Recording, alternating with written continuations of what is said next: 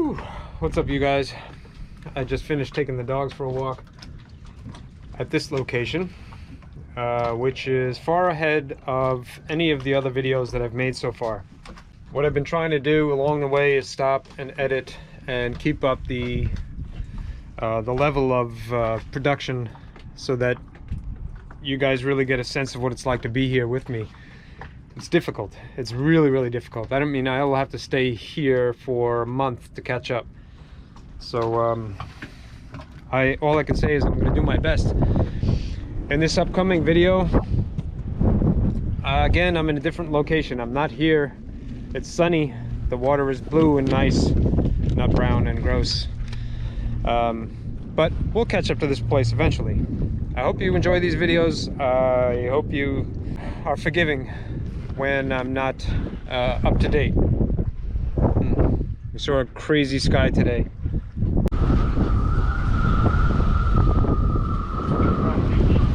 Looks like we're gonna get a little bit more still. Anyways, let's go to sunny times and catch up where we left off, which is Causeway Cove and Fort Pierce, getting ready to leave to head to Vero Beach.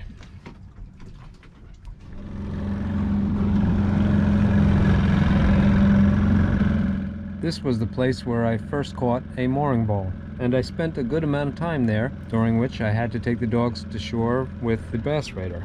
And they got the routine down pretty good, to not jump ashore until we touched the sand so they didn't get wet. This place had an enormous property with some pretty good street names, and some really cool little boats on trailers up in the parking lot.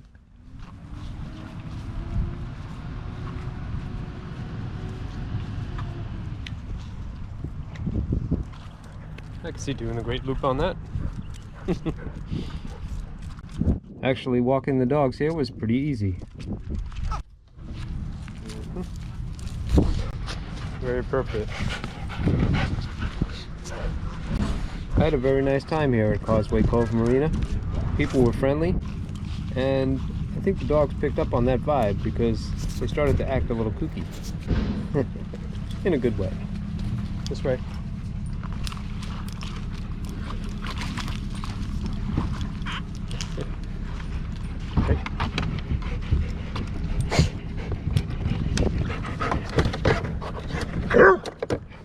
What are you barking at? Right. Hey. What's shenanigans?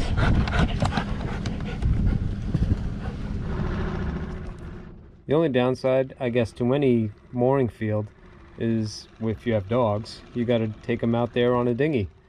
And if the wind picks up, it can get kind of rough. But fortunately, my dogs have a nice solid flat platform on the bass raider and stout sea legs.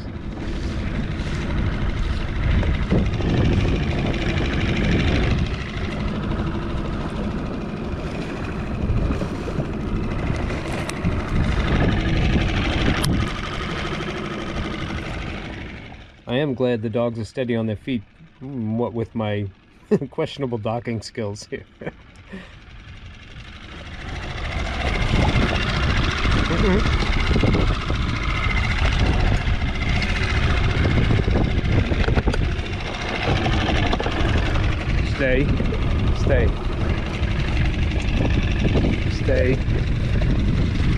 Stay. All right, go.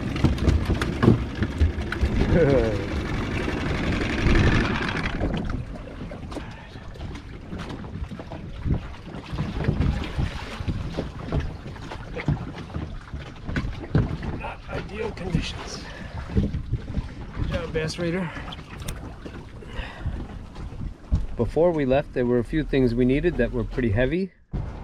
So, well, Katie's tied to the dock. Good times tied to the dock. We just came from the mooring field out there, and we're gonna go get some provisions. Short travel day today. To this point, Mike has still been moving his truck forward with help of fans and friends, which makes getting stuff a lot easier.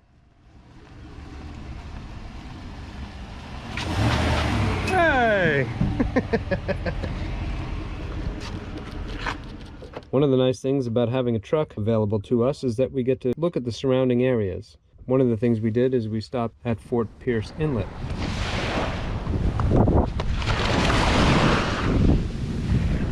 We checked out the beautiful park here and strolled across the beautiful sand and looked at the tracks made by the various creatures. Not just pelicans, but people and raccoons and all kind of things. And I daydreamed about the people that get to fish here all the time and put their own toes in the sand. I was a little bit jealous. The water was beautiful and the weather was nice, but it was time for us to get back to work. So we went to a store, we got plenty of food, and at the marina there's these hand carts that are available to people to use to get provisions to their boat. Here I've got 1, 2 for me, and 1, 2 for the dogs. Bottled water is important so they don't get upset tummies. And I got some other things to help get me through the next couple of weeks. And we use this wheelbarrow to get the stuff back to the boat. And just like that, we were all provisioned up for the upcoming trips. Next thing to do was to go to the gas station while we had use of the truck. And with these jerry cans, so far we have not needed a marina for fuel. Almost. Not quite. The other one only lets me do 80. With the gas prices the way they are, they're going to need to up this. Fast, man. That's hard to keep up with these. Transferring fuel like a boss.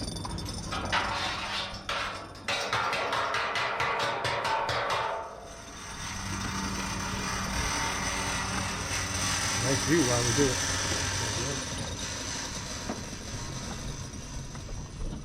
it. Just about there. Time to undock. Leaving the dock with a large boat can be subject to opinion. I'll let this one play out to show you guys how it went down between Mike and I.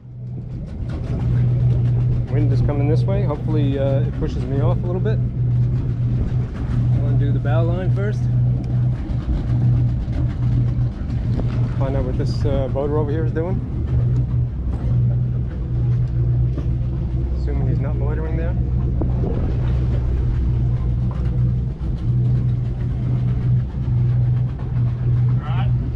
Again, I'm waiting for homie to figure out where he's going.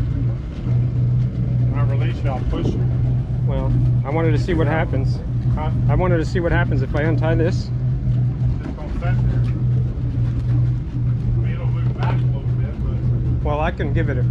Well, when I push you off, the wind's gonna grab you. I just need this one untied. now don't... If I put her in gear, she's not going to pull off the dock if I put her in gear, huh?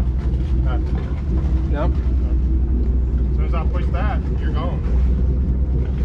Untie that. Let me have it.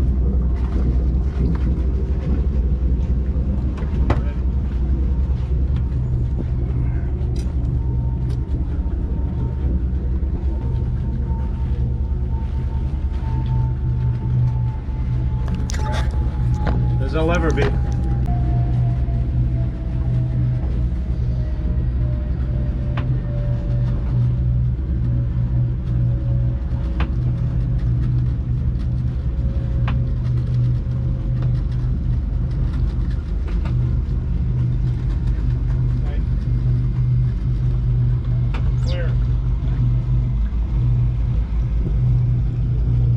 This time when I left the dock, I really kind of wanted to do it by myself, but I'm hard pressed to say no when somebody offers help. And Mike was definitely very helpful in this situation.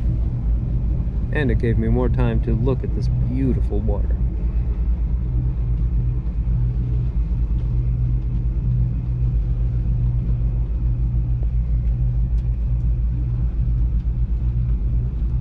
Mike has a lot more experience getting a big boat off of a dock, and didn't hesitate to take good times away by himself.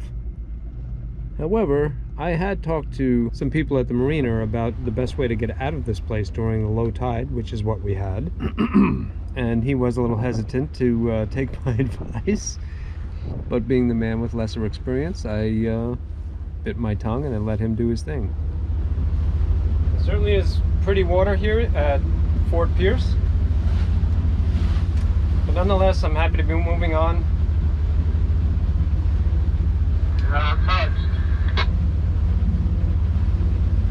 Told him.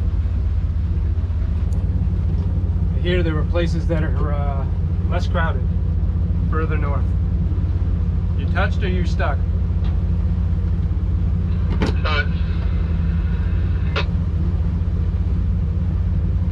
I suppose the best way sometimes for anybody to learn that the stove is hot is to touch it and get a little burn. These are thoughts that went through my mind at this moment. That and lessons I tried to teach him when we went through Okeechobee for the first time. That was an interesting trip too, when I had advice and he didn't quite take it. You don't listen.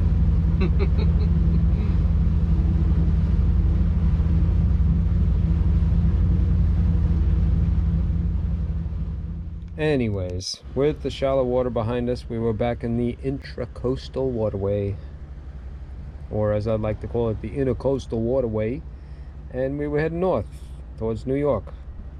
But we had a lot of things to see between here and there. Leaving Vero Beach, we were on our way to the next place, where again I would stay for a while, and both of us would learn some more lessons about what to do and what not to do. Stay tuned, and as always, thanks for watching.